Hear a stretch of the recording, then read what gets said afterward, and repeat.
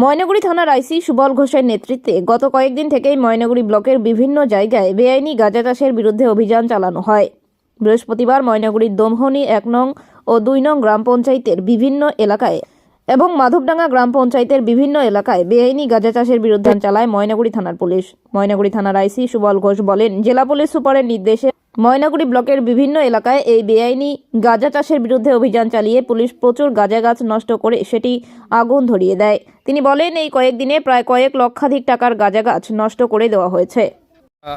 বিভিন্ন সময়ে বিভিন্ন জায়গা থেকে লাগাতার গাঁজা চাষে আপনারা অভিযান চালাচ্ছেন, তো আজকে কোথায় কোথায় চালালেন?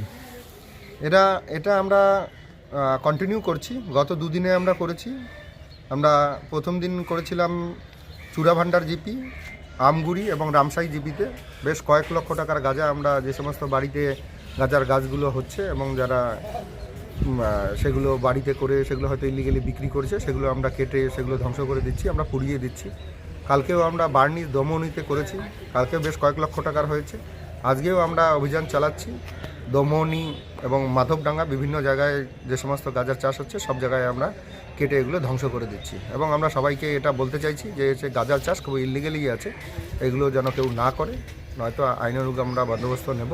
এবং আমি চাইছি আমাদের এটা জেলা প্রশাসন থেকে আমাদের মাননীয় এসপি সাহেবের নির্দেশ আছে যে হচ্ছে প্রত্যেক জায়গায় আমাদের এরিয়াতে যত রকমের ইলিগেল অ্যাক্টিভিটিস আছে সমস্ত ইলিগেল অ্যাক্টিভিটিস আমাদের জেলা পুলিশ আমরা সবাই মিলে সেটা নির্মূল করব। আমরা মাদক ফ্রি যে একটা পরিবেশ সেটা তৈরি করার জন্য আমরা কন্টিনিউ প্রচেষ্টা চালিয়ে যাচ্ছি।